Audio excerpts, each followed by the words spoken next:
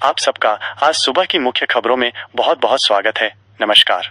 शिक्षा निदेशालय DOE ने दिल्ली के निजी स्कूलों में प्रवेश स्तर के दाखिले के लिए पहली सूची जारी कर दी है। सूची के अनुसार दिल्ली के निजी स्कूलों में प्रवेश स्तर के दाखिले के लिए ड्रॉ के पहले दौर में विशेष आवश्यकता वाले बच्चों CWSN श्रेणी के तहत कुल 1307 छात्रों का चयन किया गया है। प्री स्कूल, KG और कक्षा 1 में दाखिले के लिए बच्चों का चयन कंप्यूटरीकृत ड्रॉ के माध्यम से किया गया है। आग लगने से भारी मात्रा में नकदी बरामद हुई, जिससे न्यायिक गलियारों में खलबली मच गई और मुख्य न्यायाधीश संजीव खन्ना के नेतृत्व वाले सर्वोच्च न्यायालय के कॉलेजियम को उन्हें अन्य उच्च न्यायालय में स्थानांतरित करने का निर्णय लेना पड़ा। जब आग लगी तब जस्टिस यशवंत वर्मा शहर में नहीं थे और उनके परिवार के सदस्यों ने फायर ब्रिगेड और पुलिस को बुलाया। आग पर काबू पाने के बाद सबसे पहले बचाव कर्मियों को एक कमरे के अंदर भारी मात्रा में नकदी मिली, जिसके बाद आधिकारिक प्रविष्टियां दर्ज की गईं, जो कि बेहिसाब धन प्रतीत होता है। आम आदमी पार्टी आप ने शुक्रवार को संगठनात्मक बदलावों की घोषणा की और दिल्ली के पूर्व मंत्री सौरभ भारद्वाज को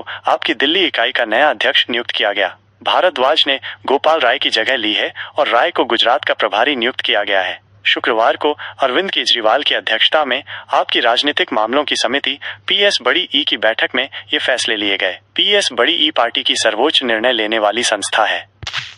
विदेश मंत्रालय MEA ने शुक्रवार को इस सवाल का जवाब दिया कि क्या गुरुवार को पाकिस्तान के राष्ट्रीय दिवस पर पाकिस्तान उच्चायोग द्वारा आयोजित इफ्तार रात्रि भोज में किसी भारतीय सरकारी अधिकारी को आमंत्रित किया गया था। विदेश मंत्रालय के प्रवक्ता रणधीर जायसवाल ने कहा, निमंत्रण तो रिश्तों पर निर्भर करता है।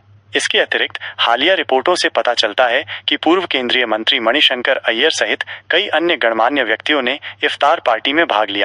Heathrow airport live update. हजारों उड़ानें रद्द होने से यात्री फंसे। ब्रिटेन की आतंकवाद एजेंसी ने आग की जांच का नेतृत्व किया। गुरुवार को आधी रात से ठीक पहले पश्चिमी लंदन में एक विद्युत सबस्टेशन में आग लगने के बाद हीथ्रो एयरपोर्ट की बिजली आपूर्ति ठप हो गई। शुक्रवार को भी एयरपोर्ट बंद रहा।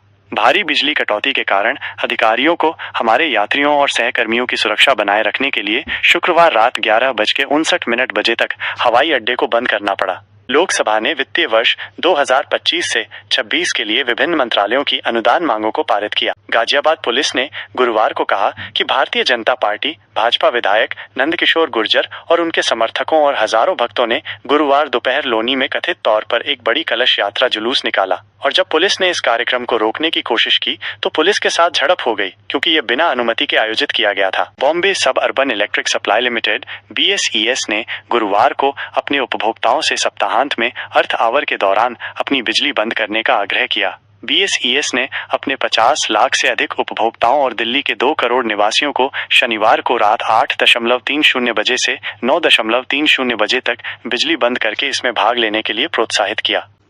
आम यात्रियों के लिए यहाँ 100 मीटर की दूरी पार करना एक आम संघर्ष है। यहाँ आधे घंटे से भी ज्यादा समय लग सकता है। इस रोजमर्रा की उलझन से तंग आकर चैम्बर नंबर 363 में बैठने वाले एक वकील ने फैसला किया कि अब बहुत हो गया और इस मामले को सिविल जज रिंकू जैन के पास ले गए। 30 हजारी कोर्ट के बाहर ट्रैफिक जाम। अपनी याचिका में अधिवक्ता देवेंद्र धीरियान ने आरोप लगाया कि कोर्ट और उसके आसपास के इलाकों के 1 किलोमीटर के दायरे में अवैध अतिक्रमण फैला हुआ है। दिल्ली के लोक निर्माण विभाग के मंत्री प्रवेश वर्मा ने शुक्रवार को त्रिलोकपुरी और पटपड़गंज विधानसभा क्षेत्रों में सड़कों और नालियों का निरीक्षण किया। निरीक्षण के दौरान उन्हें सड़कों और नालियों की सफाई और रखरखाव में खामियां मिली, जिसके बाद उन्होंने एक कार्यकारी अभियंता रामाशीष सिंह को निलंबित कर दिया। उत्तर प्रदेश सरकार के पर्यावरण निदेशालय ने पर्यावरण, स्थिरता और प्रौद्योगिकी के लिए अंतर्राष्ट्रीय मंच iForest के साथ भागीदारी की है। दोनों संस्थाओं ने वायु प्रदूषण, अपशिष्ट प्रबंधन और जलवायु परिवर्तन सहित प्रमुख पर्यावरणीय चिंताओं के लिए रणनीतिक समाधानों को लागू करने के लिए एक समझौता ज्ञापन MOU पर हस्ताक्षर किए। इस सहयोग का उद्देश्य टिकाऊ प्रथाओं को बढ़ावा देना और उत्तर प्रदेश में पर्यावरण संरक्षण को मजबूत करना है।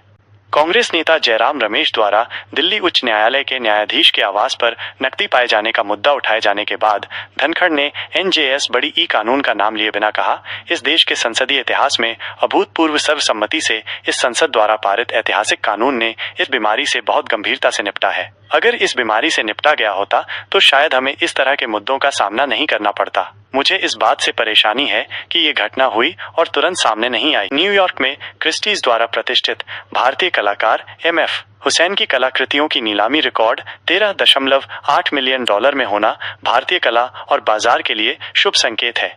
ये एक बड़ी घटना है क्योंकि ये किसी भारतीय कलाकार की कलाकृति के लिए अब तक की सबसे बड़ी नीलामी है। ये भारतीय कला के लिए एक महत्वपूर्ण मील का पत्थर है और ये भारतीय कला को अंतर्राष्ट्रीय स्तर पर पहचान दिलाने में मदद करेगा। शनिवार 22 मार्च 2025 को दिल्ली में मौसम धुंधला रहेगा और तापमान 32 डिग्री सेल्सियस उच्चतम से 18 डिग्री सेल्सियस न्यूनतम के बीच होगा।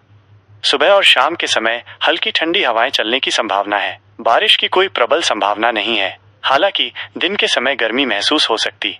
आप सबको फिर मिलेंगे। आप सबका दिन मंगलमय और शुभ हो। नमस्कार।